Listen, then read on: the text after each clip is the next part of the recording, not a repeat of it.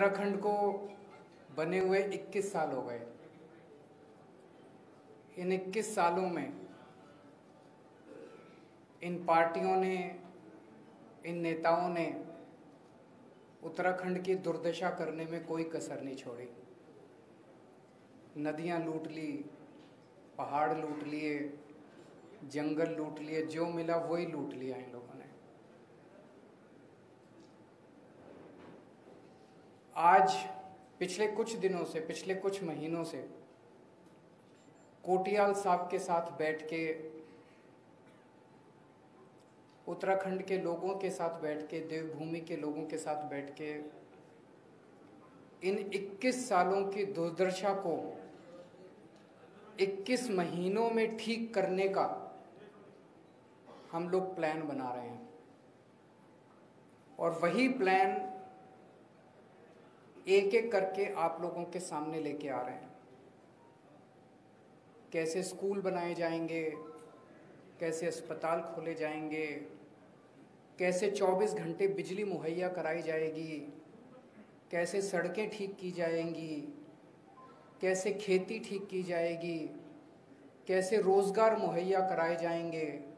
इन सारी चीज़ों के ऊपर जो 21 साल में इन सब ने मिलकर दुर्दशा की है, इस दुर्दशा को 21 महीनों में ठीक करने का पूरा प्लान हम लोगों ने उत्तराखंड के लोगों के साथ मिलकर तैयार किया है। उस प्लान का पहला बिंदु मैं अभी जब कुछ हफ्ते पहले आया था तब आपके बीच में रखा था कि लोग बिजली के बिलों से परेशान हैं, किसान बिजली के बिलों से परेशान हैं, पुराने अनाप शनाप बिलों से परेशान हैं। तो हमने कहा कि जैसे दिल्ली में करके दिखाया, दिल्ली में आज लगभग 73% लोगों को मुफ्त बिजली मिलती है। हमने करके दिखाया है, हम झूठे वादे नहीं करते।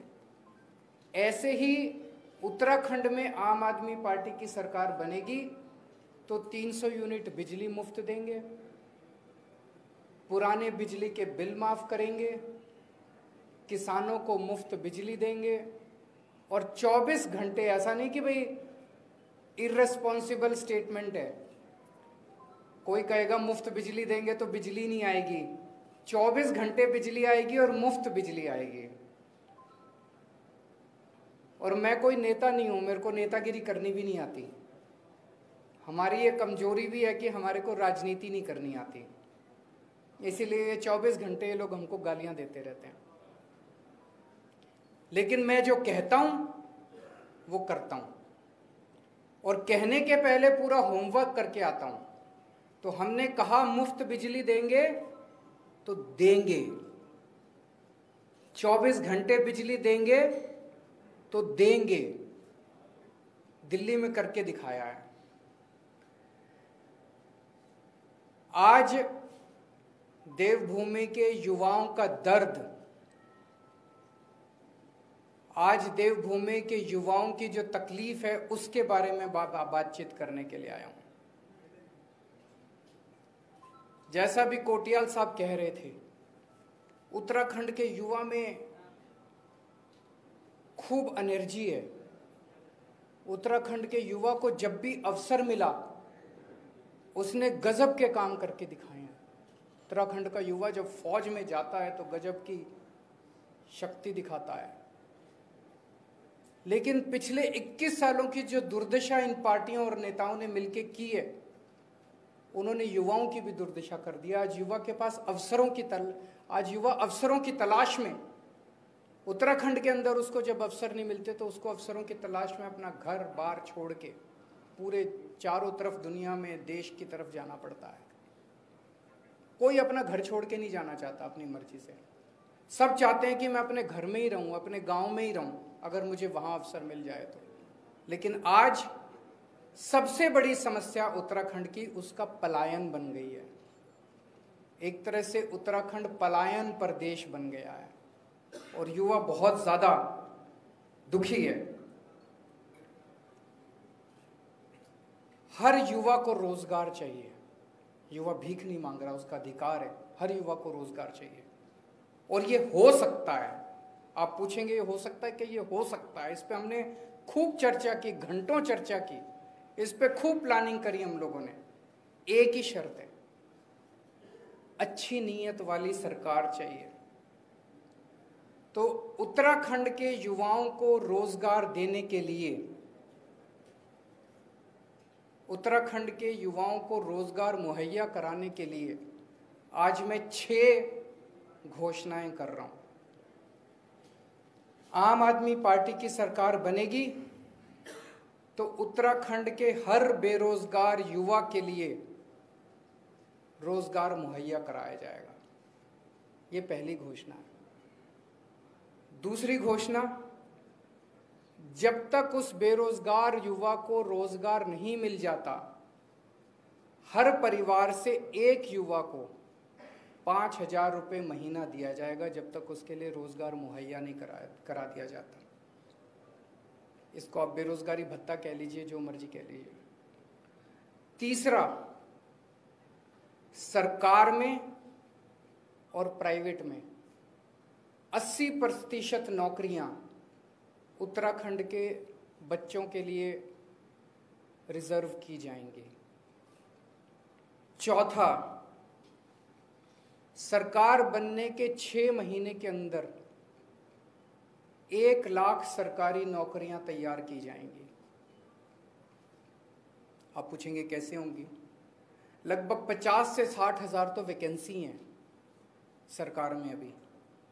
और उसके बाद जैसे मैंने बताया, और आने वाले दिनों में मैं और कई बार आऊँगा, हम इतने स्कूल, अस्पताल, सड़कें, मोहल्ला क्लिनिक, हमने इतने सारे प्लान बना रखे हैं जो एक एक करके आपके साथ शेयर करेंगे।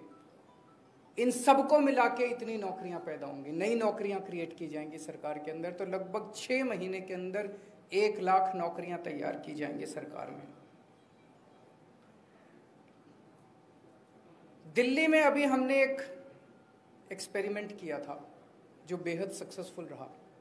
हमने एक जॉब पोर्टल बनाया।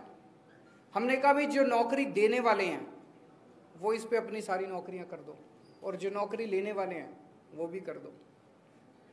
कोरोना के वक्त में बहुत सारे लोग बेरोजगार हो गए थे।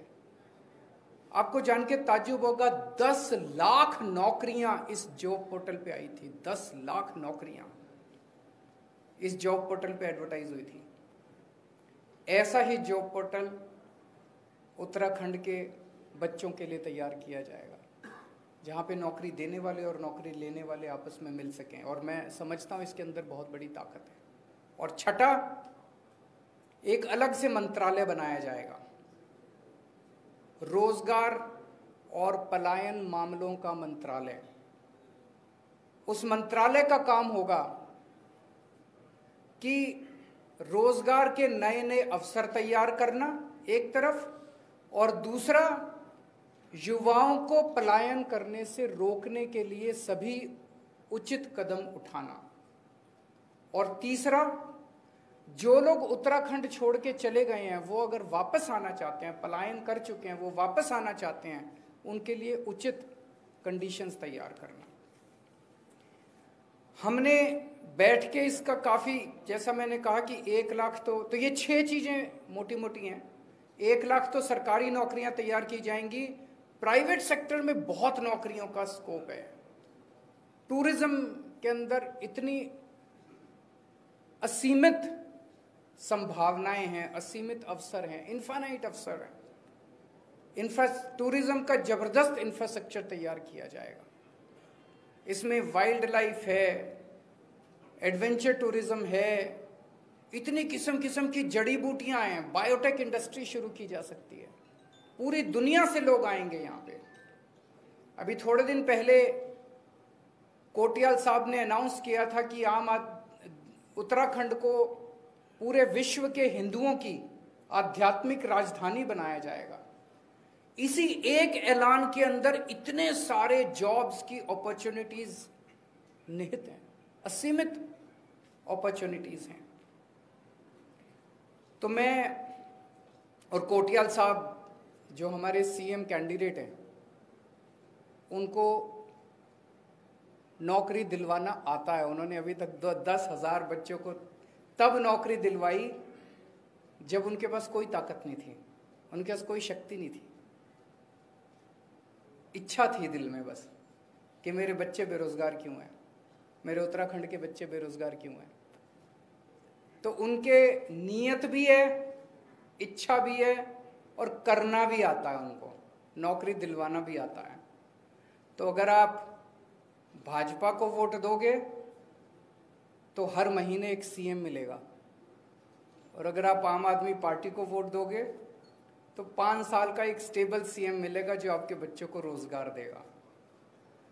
तो मैं समझता हूं कि इन घोषणाओं के लागू होने से उत्तराखंड में पलायन बंद होगा, और धीरे धीरे आने वाले कुछ महीनों के अंदर जो मैंने बताया कि 21 सालों की दुर्दशा को 21 महीने में कैसे ठीक करना है, इसकी प्लानिंग आपके समक्ष में एक एक करके आता रहूँगा।